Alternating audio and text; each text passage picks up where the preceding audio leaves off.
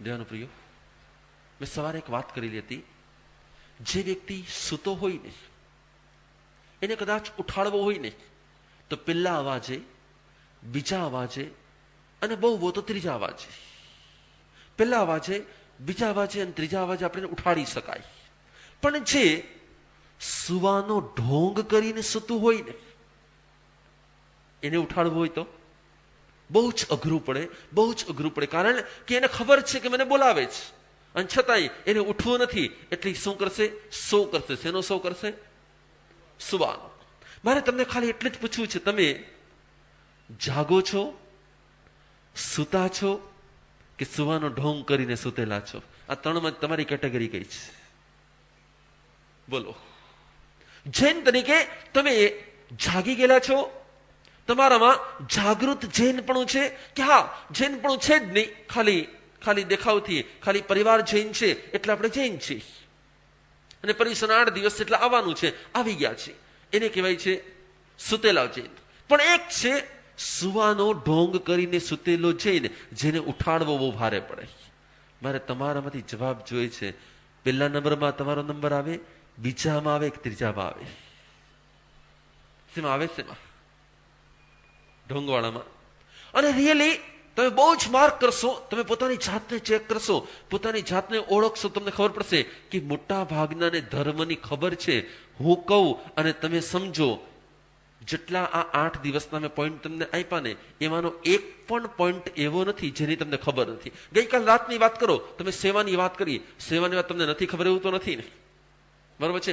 સેવાની વાત તમને પણ ખબર છે, સુપાત્રદાન તમને પણ ખબર છે, આત્મા બચાવવું તમને પણ ખબર છે. જેટલા પોઈન્ટ આટલા દિવસમાં આપવામાં આવ્યા હશે એ બધા જ પોઈન્ટ તમને નથી ખબર એવું તો?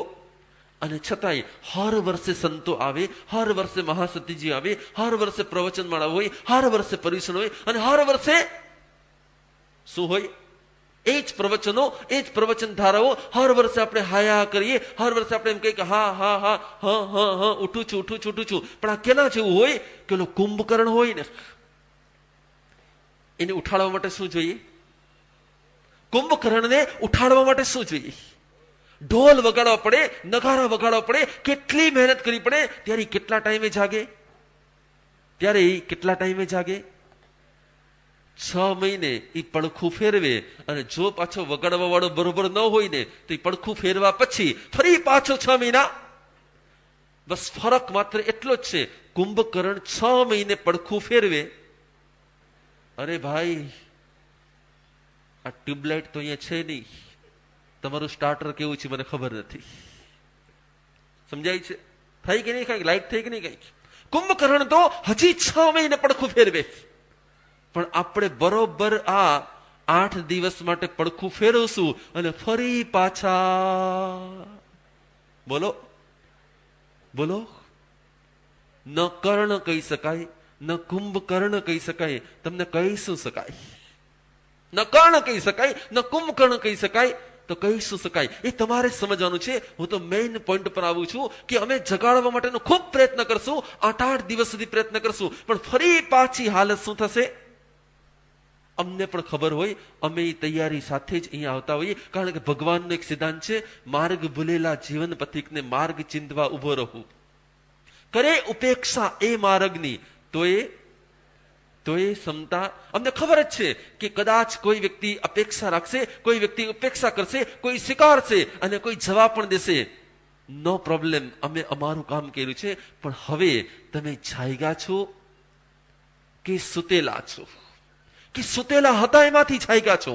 એ મને પરમ દિવસ પછી ખબર પડવાની છે. પર્યુષણના 8 દિવસ તો ફૂલ માહોલ, પણ 8 દિવસ પછી ખબર પડશે કે હવે આપણી સ્થિતિ ક્યાં છે.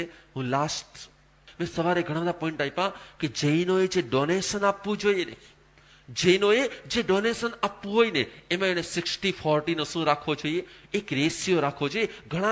ઘણાની વાત ક્લિયર નથી થઈ એટલે અત્યારે વધારે ક્લિયર કરી રહ્યું છે. જ્યારે તમે ભગવાને શાસ્ત્રની અંદર પુણ્યના 9 પ્રકાર બતાવ્યા છે. કોઈને તમે અન્ન આપો, અન્ન પુણ્ય. કોઈને તમે પાણી આપો, પાન પુણ્ય. કોઈને તમે જગ્યા આપો, લેન પુણ્ય. તમે કોઈને કોઈ બીજી વસ્તુ આપો, સુવાની વસ્તુ આપો, શયન પુણ્ય. કોઈને તમે વસ્ત્ર આપો, વસ્ત્ર પુણ્ય. આમ ભગવાને 9 પ્રકારના જે પુણ્ય બતાવ્યા છે, આ દરેકે દરેક પુણ્ય લૌકિક પણ હોય અને લોકોત્તર પણ હોય, અથવા તમારી ભાષામાં તમને સમજાવવું હોય તો જૈન પણ હોય ને અજૈન પણ હોય. એટલે શું? દાનના 2 પ્રકાર હોય, જૈન દાન અને અજૈન દાન. જેવું તમારું દાન, જેવા તમારા ભાવ, એના અનુસારનું પરિણામ તમને મળતું હોય. એક ભિખારી સવારથી સાંજ સુધી માંગતો હોય, એને કાંઈ ન મળતું હોય. એક બિહારની અંદર તે પૂર આવેલું છે. હું એક વાતને વાંચી રહ્યો હતો કે કેટલાક બાળકો એવા છે જે 1.5 દિવસથી એને કાંઈ જ ખાવા પીવા મળ્યું નથી. એના પુણ્યનો ઉદય કહેવાય કે પાપનો ઉદય કહેવાય? અને એક વ્યક્તિને નોનવેજ 3 ટાઈમ ખાવા મળે છે. એક વ્યક્તિને નોનવેજ 3 ટાઈમ ખાવા મળે છે, અને એકને 1.5 દિવસથી, ઘણા એવા છે 3 દિવસથી એને ખાવા જ ન મળ્યું હોય, તો 3 દિવસ જેને ખાવા મળ્યું નથી તે, અને જેને 3 દિવસ ખાવા મળ્યું છે પણ નોનવેજ મળ્યું છે, આ બેમાં ફરક શું?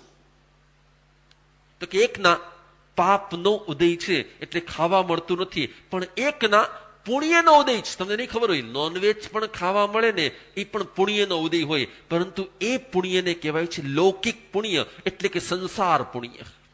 જ્યારે આપણે કોઈ ગૌશાળા ચલાવીએ છીએ, ગાયોને ઘાસ ખવડાવીએ છીએ, તો એની પાછળ આપણો હેતુ એક જ છે કે એને આપણે અન્નદાન આપવું છે. કોઈ ગરીબ વ્યક્તિને આપણે જમાડીએ છીએ, આપણો હેતુ છે આપણે કોઈને અન્નદાન આપવું છે. એટલે એ ભૂખ્યાના પેટની અગ્નિ ઠરશે, એને આપણે અન્નદાન આપી દેશું.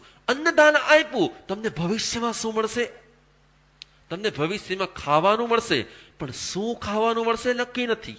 તમે એને કાંઈ પણ ખાવાનું આપ્યું છે, તમને પણ કાંઈ પણ ખાવાનું મળશે, વેજ અથવા નોનવેજ. પરંતુ જ્યારે તમે એક આંબિલ શાળાના એક આંબિલના આરાધકને આંબિલનું ભોજન જમાડો છો, અથવા તો એક સાધર્મિકને, એ જૈન છે અથવા તો સામાયિકની આરાધના કરવાનું છે, ધર્મની આરાધના કરવાનું છે, એમ માનીને તમે એને જમાડી રહ્યા છો, તો શું થયું? કે તમે એને ધર્મમાં સહાયરૂપ બનવા માટે જમાડી રહ્યા છો. જમવાનું બેયમાં છે, પરંતુ બેયના ભાવમાં ફરક છે. શું ફરક પડ્યો? તો કે ભવિષ્યમાં જે એને આંબિલ કરવા વાળી વ્યક્તિ છે, એ જ્યારે ભવિષ્યમાં એના પુણ્યનો ઉદય થશે ને, ત્યારે એને ઓનલી વેજ અને ઓનલી વેજ જ ખાવા મળશે. અને કેટલાકને જે લૌકિક દાન આપવા વાળા છે, એને હંમેશાના માટે શું ખાવા મળશે? આ તમારો સવારનો પોઈન્ટ. અત્યારના આ સમયની અંદર વાસ્તુશાસ્ત્રનું બહુ મહત્વ છે. કોઈ પણ વ્યક્તિ ઘર બનાવશે, કોઈ પણ વ્યક્તિ ફ્લેટ ગોતશે, કોઈ પણ વ્યક્તિ કોઈ જગ્યા લેશે, કોઈ પણ પ્લોટ લેશે, કોઈ પણ ઓલું કરશે, એટલે સૌથી પહેલા કોને બતાડશે? હવે એ સાચું હોય કે ખોટું હોય? જૈન દર્શનમાં પરમાત્માએ ઠાણાંક સૂત્રની અંદર સાધુને કોઈ પણ કામ કરવું હોય ને, તો ઓનલી નોર્થ અને ઈસ્ટ તરફ મોઢું રાખીને જ કરી શકાય એવી આજ્ઞા આપી છે. શું કામ? પરમાત્માએ શાસ્ત્રની અંદર, ઠાણાંક સૂત્રની અંદર સાધુને કોઈ પણ કામ કરવું હોય ને, તો યા તો એને નોર્થ તરફ મોઢું રાખવું પડે, અને યા એને ઈસ્ટ તરફ મોઢું રાખીને કામ કરવું પડે. એને દીક્ષા આપવી હોય તો પણ એ થાય, એને ભોજન કરવું હોય તો પણ એ આજ્ઞા છે, એને સ્ટડી કરવું હોય તો પણ એ આજ્ઞા છે, એને પ્રતિકોણ કરવું હોય તો પણ એ આજ્ઞા છે, એને પોતાની બીજી કોઈ સ્વાધ્યાય આદિની આરાધના કરવી છે તો પણ એને નોર્થ અને ઈસ્ટ તરફ મોઢું રાખી અને આરાધના કરવાની ભગવાને બતાવી. શું કામ? એટલે ભગવાન એમ કે છે કે નોર્થ અને ઈસ્ટમાંથી પોઝિટિવ એનર્જી આવે છે.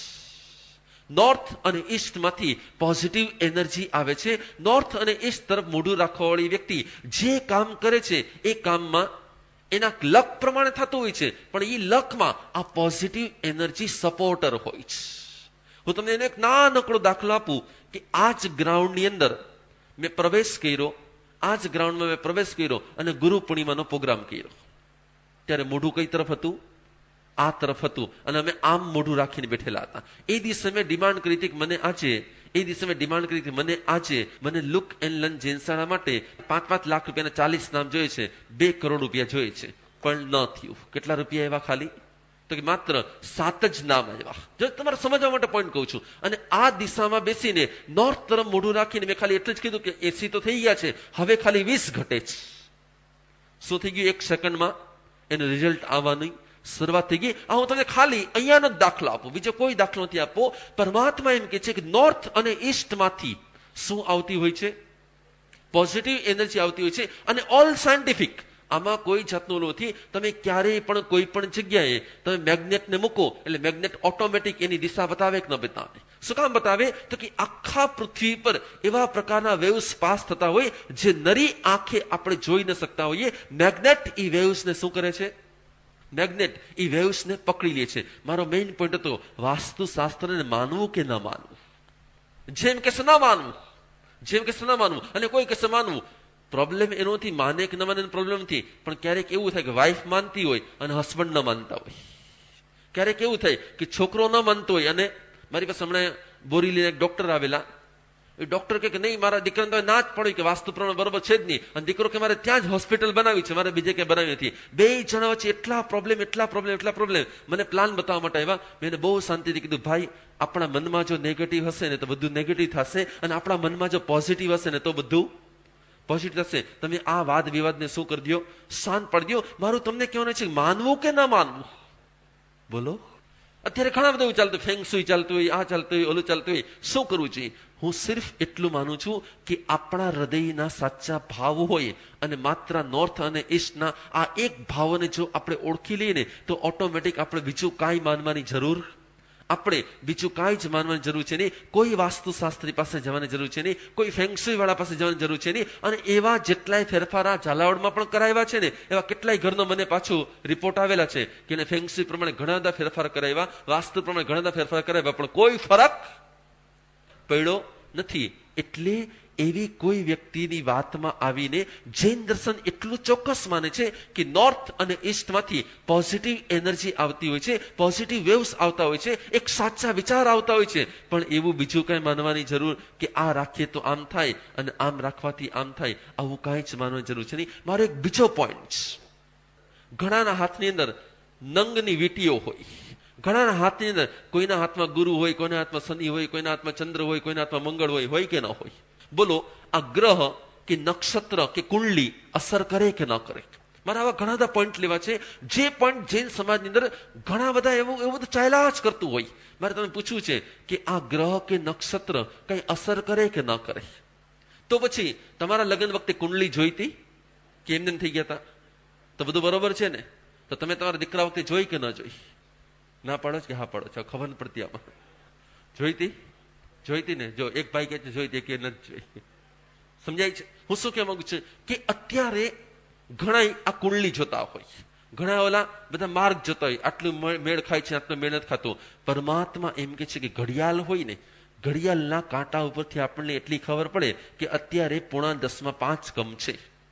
ઘડિયાળ ક્યારે સમય બનાવે? ઘડિયાળ ઉપરથી માત્ર જાણી શકાય કે અત્યારે કેટલા વાગ્યા છે, પણ ઘડિયાળ ક્યારે સમય બનાવે નહીં. એમ કુંડલી ઉપરથી કદાચ કોઈ પ્રખર જ્યોતિષી હોય અને એ કદાચ જોઈ શકે, પરંતુ કોઈ શનિ, કોઈ મંગળ, કોઈ રાહુ કે કોઈ કેતુ આપણને ક્યારેય પણ કોઈ પણ જાતની નેગેટિવ કે પોઝિટિવ અસર કરી જ ના શકે. પરમાત્મા એમ કે છે કે તારા જે પ્રમાણે લક હોય ને, તારા જે પ્રમાણે કર્મ હોય ને, એ કર્મ પ્રમાણે જ થતું હોય. નિમિત્ત રૂપ કોઈ પણ બની શકે, બાકી કોઈ શનિ કે કોઈ મંગળ કે કોઈ રાહુ કે કોઈ કેતુ એ ક્યારેય કોઈ વ્યક્તિને કોઈ જાતની કોઈ અસર. એટલે આજથી તમારે એક વસ્તુ નક્કી કરવાની છે કે કોઈ જ્યોતિષી પાસે તમારી કુંડલી લઈ જવાની જરૂર છે. અને કદાચ માનો કે તમે લઈ ગયા અને એને એમ કીધું કે તમને મંગળ નડે છે, તમારે જરાક આમ કરવાની જરૂર છે, એટલે તમારા મનમાં એક વખત શું ઘૂસી ગયું? ભય ગુસ્સો અને જેવો ડર અંદરમાં આવ્યો ને, એટલે આપણું એક હ્યુમન, આપણી સાયકોલોજી હોય, આપણા માણસની એક સાયકોલોજી. કઈ સાયકોલોજી હોય? કે એને આમ કીધું છે, એને કારણે જ આમ થતું છે, હા મને નક્કી મંગળ નડતો લાગે છે. એટલે કાંઈ પણ જરા કાંઈક બગડે ને, એટલે મગજમાં સૌથી પહેલો શબ્દ શેનો આવે? કે હા મંગળ એટલે કીધું તું એટલે જ આમ. પરમાત્મા એમ કે છે કે તને જે મળે, જ્યાં મળે, જ્યારે મળે, જેવું મળે, તને તારા કર્મ પ્રમાણે જ મળે. એમાં કોઈ ફેરફાર, હા નિમિત્ત રૂપે કદાચ કોઈ ફેરફાર કરી પણ શકે, પરંતુ જ્યારે આપણે પરમાત્માના સિદ્ધાંતનો સ્વીકાર કરી લઈને તો આપણામાં શ્રદ્ધા વધે અને અંધશ્રદ્ધા ઘટવી જોઈએ. એવી રીતે મારો એક ત્રીજો પોઈન્ટ, કોઈકના ઘરે માનો કે કોઈ સ્વામિનારાયણ સંત આવી જાય, માનો કે તમારા ઘરે કોઈ બીજા ધર્મના કોઈ સંત આવી જાય, માનો કે કોઈ ડેરાવાસી સંત આવી જાય, માનો કે કોઈ બીજી કોઈ વ્યક્તિ આવી જાય, તમારે શું કરવું જોઈએ? આવકારવું જોઈએ? ઘણા બધા અધકચરા જ્ઞાનીઓ એમ કહેતા હોય, શું કહેતા હોય? કે ના, આપણે તો ખાલી જૈન સાધુને જ મનાય, બીજા કોઈને પગે પણ ન લગાય, અને જો બીજા કોકને પગે લાગીએ ને તો પણ પાપ લાગે. પરમાત્મા કે છે ના, એવું નથી. જો તારા ઘરના વડીલ વ્યક્તિ, જો તારા ઘરની વડીલ વ્યક્તિ એને દીક્ષા પણ નથી લીધી, એને કોઈ જાતનો ત્યાગ પણ નથી કર્યો, છતાં પણ તમે વડીલનો વિનય કરો કે ન કરો, છતાં તમે વડીલનો રિસ્પેક્ટ કરો કે ન કરો, એમ પરમાત્મા એમ કે છે કે તારે વિનય વ્યવહાર તો બધા સાથે હોવો જ જોઈએ. આદર બધાનો હોય, આદેશ ભલે તમે એકનો માનો, આદર બધાનો હોય, આદેશ ભલે તમે એકનો માનો, સ્નેહ બધા સાથે હોય, સમર્પણ એકને હોવું જોઈએ. પરંતુ તમારા આંગણે કોઈ આવે અને તમે એમને, ઘણા તમે એવું જોયેલું છે કે કોઈ બીજા ધર્મના સાધુ આવી જાય ને, ઘણી વાર એવું બને. હમણાં મારી પાસે અહીંયા એક જ્ઞાન વત્સલ કરીને સ્વામિનારાયણ સંત આવી ગયેલા. હવે આવ્યા એટલે મેં મારી રીતે મેં એમને આદર બહુમાન બધું જ કર્યું. પણ જેટલા જૈનો હતા ને, કોઈ હાથ પણ ન જોડાય ને, કોઈ એમને હાથ પણ ન જોડાય. હવે માનો કે હું જ સ્વામિનારાયણ મંદિરમાં ગયો હોત તો શું થાત? તો એ લોકો બધા મને હાથ જોડત કે ન જોડત? એ બધા મને પગે લાગત કે ન લાગે? મારી પાસે જેટલા 10-12 જણા ઉભા હતા, જેટલી વ્યક્તિ હતી, એમાંની કોઈ એમને હાથ પણ ન જોડ્યા, કોઈ એમને પગે પણ ન લાગ્યા. એમને ફીલ થાય કે ન થાય? પરમાત્મા એમ કે છે કે તારામાં વિનય ન હોય તો ધર્મ તો ક્યારેય. પરંતુ વ્યક્તિ ત્યારે મૂંઝાઈ જાય, અને ઘણીવાર વ્યાખ્યાનમાં એવું સાંભળતા પણ હોય કે ના, આપણે તો આપણા સાધુ સિવાય બીજા કોઈને. પરમાત્મા એમ કે છે કે ના, તારામાં વિનય અને રિસ્પેક્ટનો વ્યવહાર તો હોવો જ જોઈએ, હોવો જ જોઈએ. અને લાસ્ટ પોઈન્ટ, પણ હું વ્યાખ્યાન એક એવું લઈને આવ્યો હતો જે હું દરેક ચોમાસામાં દરેક જગ્યાએ એ વ્યાખ્યાન કહેતો હોઉં છું. કારણ કે હંમેશા માટે એવું બને કે એકદમ ફર્સ્ટ ક્લાસ પર્યુષણ પૂરા થાય ને, તમારું બધું બહુ સારું પૂરું થાય ને, એટલે સારું બધાને પચે, સારું બધાને પચે, અને ન પચે એટલે શું થાય પાછું? અને આપણી આ એક જૈન સમાજની વાણિયાની નાત એટલી ડેન્જરમાં ડેન્જર હોય ને, એટલી ડેન્જરમાં ડેન્જર હોય ને, તમે લોકો અમને માણવા કરતા માપતા વધારે હો, સાંભળવા કરતા છે ને તમારો કેમેરો એવો લાગેલો હોય ને, અમે શું કરીએ છીએ, ક્યાં જઈએ છીએ, શું કરીએ છીએ, કોણ છે, શું છે.